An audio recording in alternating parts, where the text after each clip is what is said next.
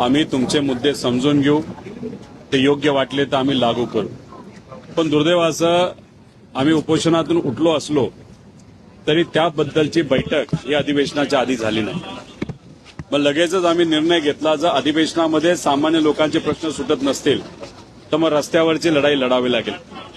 आदरणीय पवारसाहेबांच्या मार्गदर्शनाखाली मराठवाड्याचं छत्रपती संभाजीनगरमध्ये शेतकऱ्यांच्या हिताचं एक आंदोलन आम्ही उभं केलं. मोठ्या प्रमाणात लोक आली, 3-4 तास रस्ता आम्ही जाम केला. सरकारमध्ये असणारे नेते महाजन साहेब हे सातत्याने आमच्या संपर्कात होते. त्यांनी शब्द दिला होता की गेल्या वेळेस आम्ही शब्द देऊन बैठक झाली नसली तरी आता आम्ही शब्द देतो की बैठकीला आम्ही तुम्हाला नक्कीच बोलू. आणि आज दुपारी आमची बैठक ही मुख्यमंत्री साहेबांबरोबर झाली. महाजन साहेब तिथं होतेच, त्याच्याचबरोबर जितेंद्र आव्हाड साहेब त्या बैठकीला होते, विजयभाऊ वडेट्टीवार साहेब होते, संदीपभाऊ क्षीरसागर हे तिथेही होते आणि आंदोलनात सुद्धा उपस्थित होते. राजूभाऊ खरे असतील, अभिजितभाऊ पाटील असतील, कैलासभाऊ पाटील जे धाराशिवचे आमदार आहेत ते तिथं होते, अनिकेतभाऊ देशमुख, असे आम्ही सर्वजण तिथं बसलो, चर्चा केली. चर्चा कशावर केली तर पुण्यश्लोक अहिल्यादेवी होळकरांच्या नावाने जी कर्जमाफीची योजना या सरकारने आणली त्याच्यामध्ये 2019ची अट जी टाकण्यात आलेली ती काढण्यात यावी अशी विनंती त्यांना केली. 50,000चं लिमिट जे लावलं गेले ते तुम्ही काढून 2 लाखापर्यंत ते करावं. जे रेग्युलर असणारे शेतकरी आहेत त्यांना तुम्ही जी अट टाकलेली आहे 25, 26, 27 ती एक काढण्यात यावी. आणि बऱ्याच ठिकाणी बऱ्याच जिल्ह्यांमध्ये 2024ला बँकेंनी मुद्दामून शेतकऱ्यांना सांगून आणि शेतकऱ्यांनी बाहेरून पैसा घेऊन काही प्रमाणात कर्ज हे रेग्युलर केलेलं आहे आणि ते कर्जमाफीमध्ये सुद्धा बसत नाही आणि प्रोत्साहनमध्ये सुद्धा बसत नाही.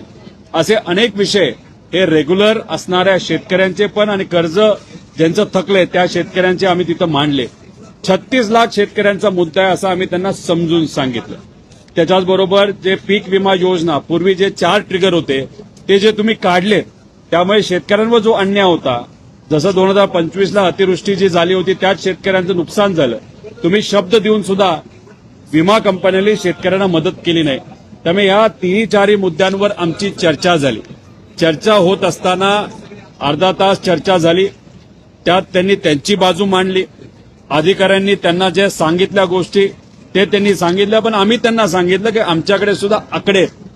त्यामुळे आमच्या आकड्यानुसार 70% शेतकऱ्यांवर अन्याय होणार आहे. जसं सोलापूरमध्ये 70% शेतकरी हे या लाभापासून वंचित राहत आहेत. हे सगळं ऐकल्यानंतर त्यांनी एवढंच सांगितलं आणि ते महत्वाचं आहे की परदेशी समिती ज्यांनी या अटी टाकल्यात पुढच्या आठवड्यामध्ये त्यांच्या समोर जाऊन त्यांच्याबरोबर चर्चा ही केली जावी. ती बैठक ते लावतील. आमचे नेते व सर्व आमदार हे आम्ही त्या परदेशी समितीच्या समोर जाणार आहोत. आमच्याकडचे आकडे त्यांना तिथं आम्ही मांडणार आहोत. समिती या बाबतीत सकारात्मक असेल अशी आमची अपेक्षा आहे. पण मुख्यमंत्री साहेबांनी एक महत्वाची गोष्ट सांगितली. आम्ही त्यांना एवढंच सांगितलं होतं शेतकऱ्यावर अन्याय झाला नाही पाहिजे आणि त्यांनी ते मान्य केलं. शेतकऱ्यावर अन्याय होणार नाही अशी आमची भूमिका आहे. आणि चर्चा केल्यानंतर म्हणजे समितीबरोबर चर्चा केल्यानंतर आमचे आकडे योग्य असतील, जे आम्हाला माहिती ते योग्य आहेत, तर नक्कीच बहुतांश शेतकऱ्याला न्याय देण्याची भूमिका या सरकारची असल्यामुळे त्या समितीच्या समोर जी चर्चा होईल त्यात जे आकडे आम्ही टाकू आणि आमचे आकडे सिद्ध झाले तर हे सरकार या अटी काढतील अशी आमची अपेक्षा आहे. त्यामुळे पुढच्या आठवड्यात परदेशी समितीसमोर आम्ही जाऊ, चर्चा करू. त्याच्यात चर्चा आल्यानंतर आमचे मुद्दे, आमचे आकडे हे तिथं आम्ही मांडू आणि मग समिती, मुख्यमंत्री साहेब आणि आम्ही परत एकदा बैठक करू. आणि बैठक झाल्यानंतर आकडे मान्य झाले नसले, समजा आम्ही दिलेले आकडे हे योग्य असताना सुद्धा सरकार ते मान्य करत नसेल तर मग आम्हाला पर्याय राहणार नाही. लोकांच्या वतीने लढत असताना ऑगस्ट महिन्यामध्ये आम्हाला विदर्भाचं एक मोठं आंदोलन तिथं उभं करावं लागेल आमची अपेक्षा आहे. आणि आम्हाला विश्वास आहे काही प्रमाणात चर्चा झाल्यानंतर हे सरकार 100% शेतकऱ्याला न्याय देईल असं आम्हा सगळ्यांना त्या ठिकाणी वाटतं. आणि हे होत असताना अजून एक महत्वाचा मुद्दा त्यांच्या समोर आम्ही विद्यार्थ्यांचा मांडला. जे एमपीएससी देणारे विद्यार्थी आहेत. पूर्वी ओएमआरच्या अंतर्गत ते परीक्षा देत होते. आता ऑनलाईन पद्धत ही परत एकदा सरकार आणण्याचा प्रयत्न करत आहे. त्या पद्धतीचा GR हा आयोगाने काढलेला आहे. आमचा त्याला विरोध आहे. कालच विद्यार्थ्यांची आमची चर्चा झाली, संवाद झाला, त्यांनी मुद्दे मांडले. तसं पत्र हे मुख्यमंत्री साहेबांना आजच्या बैठकीमध्ये आम्ही विद्यार्थ्यांच्या वतीने तिथं दिलेलं आहे. आणि आम्ही त्यांना सांगितलेलं आहे की विद्यार्थ्यांच्या या मागण्या तुम्ही मान्य करा. कृपा करून ऑनलाईन परीक्षा तुम्ही घेऊ नका. त्याला विद्यार्थ्यांचा विरोध आहे. याच्यावर त्यांनी एवढंच सांगितलं की आयोगाच्या प्रमुखाला आम्ही सांगितलेलं आहे आणि तुम्ही आता भेटल्यानंतर आम्ही परत एकदा सांगू की विद्यार्थ्यांना विश्वासात घ्या, विद्यार्थ्यांचं म्हणणं ऐकून घ्या आणि विद्यार्थ्यांचं म्हणणं मान्य करा. त्यामुळे विद्यार्थ्यांचं म्हणणं आहे ऑनलाईन परीक्षा घेऊ नका. ओएमआरच्या अंतर्गतच ती परीक्षा घेण्यात यावी. त्यामुळे आम्ही सुद्धा आयोगातल्या प्रमुखांना तिथं भेटू. त्यामुळे ऑनलाईन परीक्षा जर 12 जुलैपर्यंत ही कॅन्सल झाली नाही तर त्या विद्यार्थ्यांसाठी सुद्धा एक मोठं आंदोलन येत्या काळामध्ये आम्ही उभं करू, असं सुद्धा आम्ही सीएम साहेबांना त्या ठिकाणी सांगितलेलं आहे.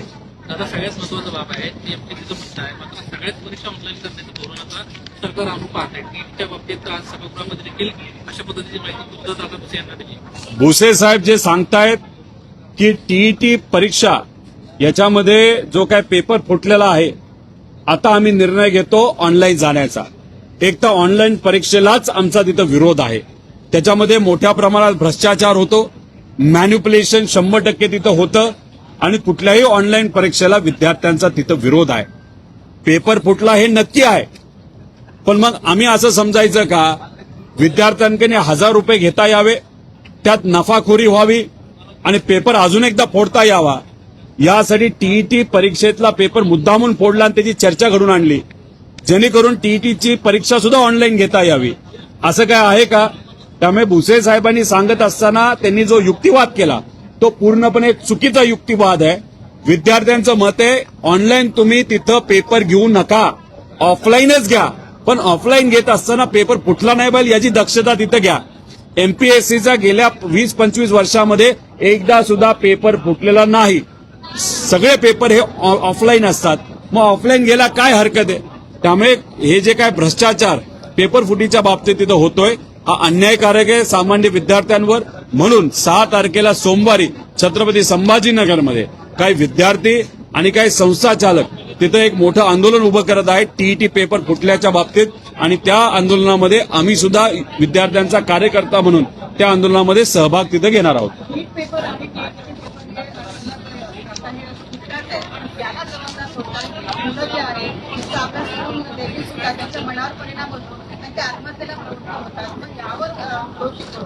दोषी सरकार आहे. 2016ला आपण बघितलं असेल, भाजपचं सरकार आणल्यानंतर महापोर्टल म्हणून एक वेगळंच प्रकरण या सरकारने तिथं आणलं होतं. त्याचा विरोध आम्ही सर्वांनी तिथं केला होता, विद्यार्थ्यांनी विरोध केला होता. कुठल्या कंपनीला ते काम दिलं होतं? महाव्यापम घोटाळा जो मध्य प्रदेशमध्ये झाला होता, त्याच एका कंपनीला इथं काम दिलं गेलं होतं. 1000 रुपये प्रत्येकी विद्यार्थ्यांकडनं घेण्यात आले आणि मग त्यातून भ्रष्टाचार झाला, त्यातून पेपर फुटला, त्यात बरंच काही झालं. त्याचा विरोध केला. महाविकास आघाडी आल्यानंतर ते आम्ही थांबवलं. त्यामुळे ऑनलाईन परीक्षा घेतल्यानंतर 100% त्याच्यामध्ये भ्रष्टाचार होतो, पेपर हा फुटतोच. त्यामुळे एमपीएससी ज्या पद्धतीने ऑफलाईन परीक्षा घेते तशीच परीक्षा सगळ्याच्या बाबतीत तिथं व्हावी. पण पेपर फुटीला कोण जबाबदार असेल तर पूर्णपणे हे सरकार जबाबदार असेल असं आमचं ठाम मत आहे.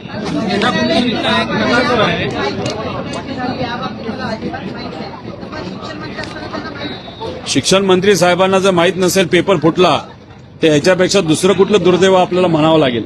भुसे साहेब चांगला आमदार आहे, त्यांच्याबद्दल मी काय बोलणार नाही. पण कदाचित त्यांना हेच कळलं नसेल पेपर फुटला तर मग असं म्हणावं लागेल त्यांच्या डिपार्टमेंटमध्ये काय चाललंय, कसा भ्रष्टाचार चाललाय, कसा पेपर फोडला जातोय हेच त्यांना माहीत नसेल. त्यामुळे त्यांची अख्खी सिस्टम ही मग भाजपली हायजॅक केली आहे का?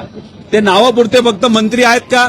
एकनाथ शिंदे साहेबांचे सगळे मंत्री फक्त नावापुरते आहेत आणि सगळा कारभार हा भाजपचे नेते नाही तर मुख्यमंत्री साहेब चालवतात असं सिद्ध तिथं होतं. त्यामुळे मग भुसे साहेबांना जर अधिकारच नसतील मग मंत्रीपद घेऊन काय फायदा? त्यामुळे आमचं एवढंच मत आहे, हे सरकार जबाबदार आहे. नीट परीक्षेच्या बाबतीत सुद्धा केंद्र सरकार जबाबदार आहे आणि टीईटी परीक्षा जी फुटली आहे आणि जी पुणे महानगरपालिकेची परीक्षा जेईची जे काल परवा फुटला होता पेपर, त्यासाठी सुद्धा सरकारमधलेच काही अधिकारी आणि सरकारमधले काही नेते जबाबदार आहे असं आपल्याला ठामपणे म्हणता येईल. फुलेवाड्याचं एक प्रकरण सध्या खूप चर्चेमध्ये आहे. मेधा कुलकर्णी वटपौर्णिमेला फुलेवाड्यात गेल्या होत्या. खरं तर कोथरूडला त्या राहतात, मात्र ज्या पद्धतीनं त्यांना वटपौर्णिमेचा सगळा कार्यक्रम जो आहे तो सोशल मीडियातनं शेअर केला, त्यावर टीका होते त्यांच्या. एकतर महात्मा फुले वाडा, जिथं महात्मा फुले आणि क्रांतीज्योती सावित्रीबाई फुले हे राहिलेत आणि बहुजन समाजातल्या मुलींना शिकता यावं यासाठी प्रामाणिकपणे त्यांनी प्रयत्न केले, त्याच वाड्यामध्ये तुम्ही येऊन तिथं एखादी प्रथा नाहीतर काही गोष्टी करत असाल, एकतर तो वाडा हा पुरातत्व विभागाच्या अंतर्गत येतो. पुरातत्व विभागाने GR काढलेला आहे की या वाड्यामध्ये कुणीही धार्मिक कार्यक्रम तिथं घेऊ नये. कारण का महात्मा फुलेंचं क्रांतीज्योती सावित्रीबाई फुलेंचं म्हणणं होतं, शिक्षणाला महत्व द्या, माणुसकीला महत्व द्या, या प्रथा परंपरा ह्या नंतर येतात. आणि मग इथे तुम्ही शिक्षणाला बाजूला ठेवता आणि वेगळंच काहीतरी तिथं रील व्हावी, प्रसिद्धी व्हावी, चर्चा व्हावी, नाहीतर महात्मा फुलेंचा आणि क्रांतीज्योती सावित्रीबाईंचा जो खरा विचार आहे तो कुठेतरी अप्रत्यक्षपणे दाबण्याचा प्रयत्न हा मेधा कुलकर्णी मॅडमनी केला असं आपल्याला तिथं म्हणावं लागेल. त्यामुळे GR हा त्यांना माहीत नव्हता का, आणि माहीत असताना सुद्धा त्यांनी तिथं व्हिडिओ काढला असेल तर मग हा सत्तेचा अहंकार आहे हे कुठेतरी त्या ठिकाणी आपल्याला म्हणावं लागेल.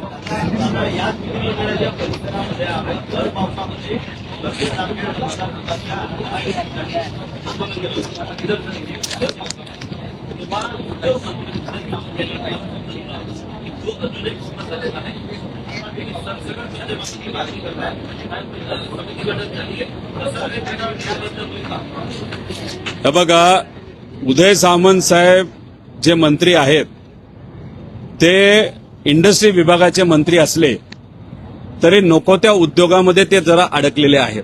म्हणजे कुठला उद्योग, तर पक्ष फोडण्याच्या उद्योगामध्ये ते आता थोडेसे बिझी वाटतात.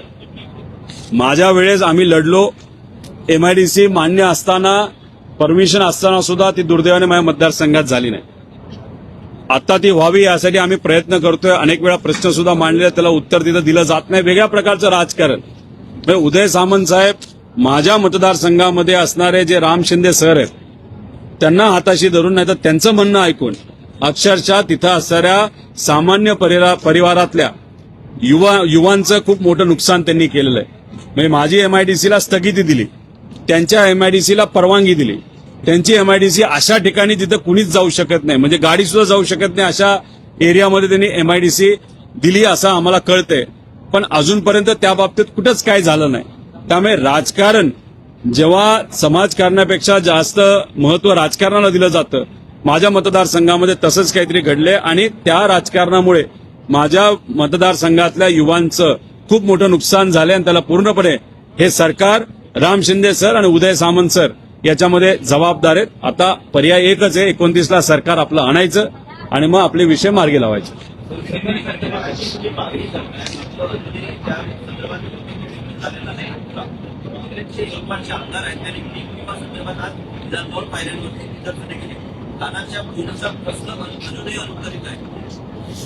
सरकार काय करते, मोठ्या प्रोजेक्टवर पैसा खर्च करते, त्यातून भ्रष्टाचार करते, बाकी यांना काही करत नाही.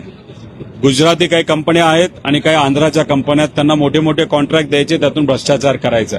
हेच या सरकारचं कुठेतरी ध्येय दिसतंय.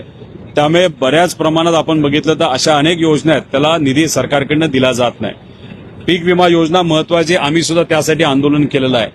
आता आम्ही आंदोलन केल्यानंतर लोकांना कळालं की ही जी कर्जमाफीची योजना आहे ती फसवी आहे. त्यामुळे सरकार सुद्धा मोठ्या प्रमाणात अडचणीत आल्या. आता चर्चा करायला तरी तयार आहे. आता चर्चा पुढच्या आठवड्यात होईल, त्या बाबतीत काय होतं आपण बघू. आम्ही शांत बसणारे लोक नाही, आम्ही लढत राहू. आता बरेच आमदार आपापल्या मतदारसंघातले विषय इथं मांडतायत. मी सुद्धा अधिवेशनामध्ये तिथं बोलणार आहे. रस्त्यावरची लढाई करून आता आम्ही अधिवेशनात आलेलो आहे. त्यामुळे अधिवेशनामध्ये सुद्धा आम्ही आमची लढाई काय तिथं थांबवणार नाही. त्यामुळे या सरकारच्या चुका लोकांसमोर कशा येतील यासाठी मीडिया म्हणून तुम्ही आणि अधिवेशनामध्ये आम्ही अशा पद्धतीने आपण एकत्रित काम केलं तर नक्कीच लोकांना न्याय देण्यामध्ये मदत नक्की होईल असं आम्हाला वाटतं. सचिन अहिर यांना उपसभापती पदाची शपथ घेतलेली आहे. आज उपसभापती पदावरती आज विराजमान झालेले. खरं तर ते तुमच्यासोबत अनेक वर्ष त्यांना काम केलेलं आहे. त्यानंतर सेनेत गेले, आता सेनेलाही सुट्टी दिली आणि आता एकनाथ शिंदेसोबत गेले. सचिन भाऊ आहेर असं काहीतरी करतील असं मला कुठेच वाटलं नव्हतं आणि कदाचित उद्धव ठाकरे साहेबांच्या पक्षातल्या नेत्यांना सुद्धा हे सरप्राईज असू शकतं. अचानकच ही घटना तिथं घडली. आता एक नेता जो पूर्वी आमच्या पक्षात होता, नंतर उद्धव ठाकरे साहेबांकडे गेला, आता एकनाथ शिंदे साहेबांकडे जर गेला असेल तर म्हणजे कपडे बदलण्यासारखी जर आपण विचार आणि भूमिका बदलणार असू तर मग लोकांचा नेत्यांवरचा विश्वास हा उडून जाऊ शकतो. त्यामुळे याच्या आधी आपण बघितलं असेल की पक्ष फुटला, नेते फुटले, आमदार फुटले, खासदार फुटले, आपली तिजोरी लुटली, मंदिरं आता लुटायला लागले. तर कुठं ना कुठंतरी सामान्य लोकांचा जो धीर आहे तो सुद्धा आता सुटेल अशी आपल्याला अपेक्षा करावी लागेल. जेव्हा लोकांचा धीर तुटेल नाही तर सुटेल आणि लोक रस्त्यावर त्या ठिकाणी येतील तेव्हाच परिवर्तन हे होऊ शकतं. आणि तेव्हा जेव्हा परिवर्तन होईल तेव्हा जे कोणी प्रस्थापित आहेत, घराणेशाहीवाले लोक असतील, ज्या लोकांसाठी लढत नाहीत, फक्त सत्तेत लाचारी स्वीकारून गेलेले आहेत, त्यांना लोक नाकारतील आणि नवीन चेहरे येत्या काळामध्ये आपल्याला पुढे येताना बघायला मिळतील. पुणे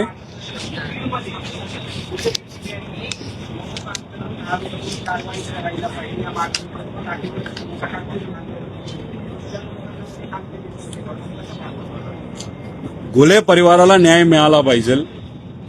तसं मी पूर्वी सुद्धा स्टेटमेंट दिलेलं आहे, आता सुद्धा तीच भावना आहे.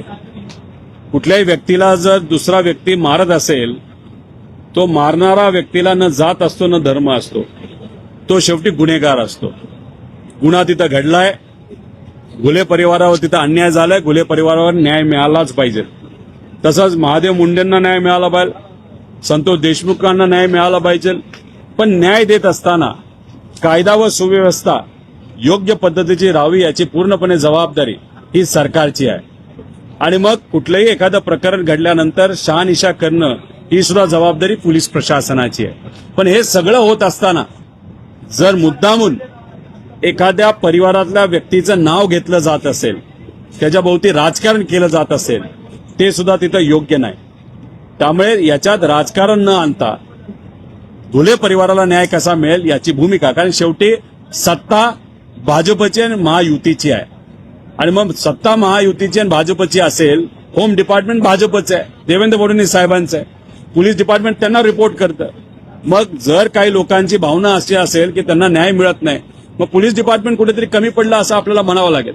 पण याच्यात अजून एक महत्वाची गोष्ट आपल्याला समजून घ्यावी लागेल की काही लोक राजकीय दृष्टिकोनातून जे तिथले खासदार आहेत त्यांच्या मुलाचं नाव तिथं घेत आहेत. मुलगा हा तिथं कोऑर्डिनेट करतोय, कोऑपरेट करतोय, पोलिसांना जाऊन भेटतोय, पोलिसांना सहकार्य तिथं करतोय. याच्यात महादेव मुंडेंच्या बाबतीत बघायला गेलो तर कुणी मर्डर केला हेच अजून लोकांना माहित नाही. संतोष देशमुखांच्या बाबतीत सुद्धा आपण जर बघितलं, एक मारेकरी जो आहे ना तो जो जबाबदार आहे तो अजून कोणाला सापडत नाही. पण घुले यांच्या प्रकरणामध्ये 10च्या 10 लोक ते तिथं होते आणि त्यांनी ज्यांनी मर्डर केला त्यांना ताब्यात घेतलेलं आहे. त्यामुळे गुन्हेगार हे ताब्यात घेतले आहे. आता न्याय देण्याची जी काय पुढची पायरी आहे ती न्याय व्यवस्थेची आहे, नाहीतर कोर्टाची, असं आम्हाला सगळ्यांना तिथं वाटतं. तरी सुद्धा पोलीस प्रशासनाने कुठेही कमतरता ठेवली नाही पाहिजे अशी आमच्या सगळ्यांची भूमिका आहे. देखो, कुछ दिन पहले किसानों के हित के लिए जो इस सरकार ने कर्ज माफी डिक्लेयर की है उसमें जो कंडीशंस थी वो कंडीशन निकालने के लिए हमने 2 आंदोलनें की थी.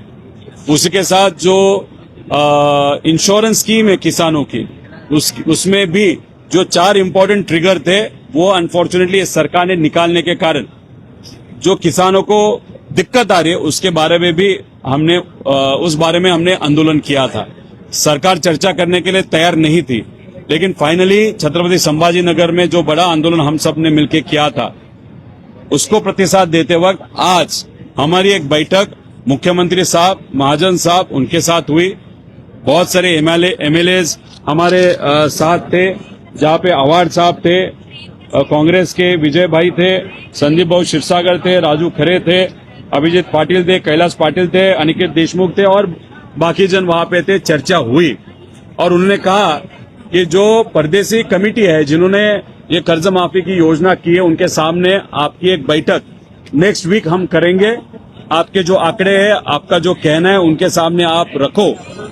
आपके आंकड़े सही रहेंगे और सरकार के अगर गलत रहेंगे तो डेफिनेटली आपका जो विषय है वो मान्य करते हुए हम किसानों को वहां पे न्याय देंगे। अभी जो नेक्स्ट वीक की मीटिंग है उसमें क्या होता है हम सबको देखना पड़ेगा। सर, 6 सांसदों के बाद सचिन अहिर कल शिंदे की शिवसेना चले गए और आज वो डिप्टी स्पीकर बन गए। क्या कहेंगे? अभी क्या कहेंगे, आज एक नेता यहाँ पे कल वहां पे जा रहा है। जैसे पहले एमएलए फोड़े गए, उसके बाद एमपीज फोड़े गए, पक्ष फोड़ा गया, नेता फोड़ा गया।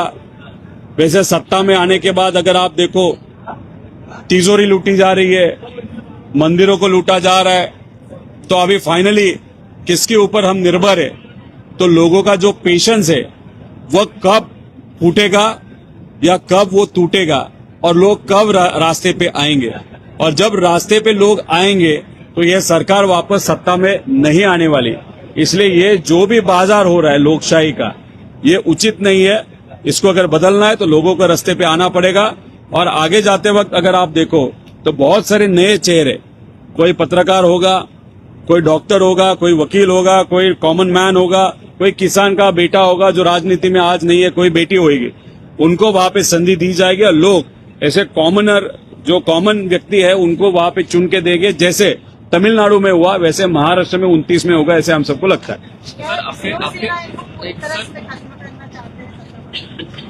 देखो, उद्धव ठाकरे साहब की शिवसेना या हमारी पार्टी या कांग्रेस हो या कोई भी अलग पक्ष हो, कभी खत्म नहीं होगा।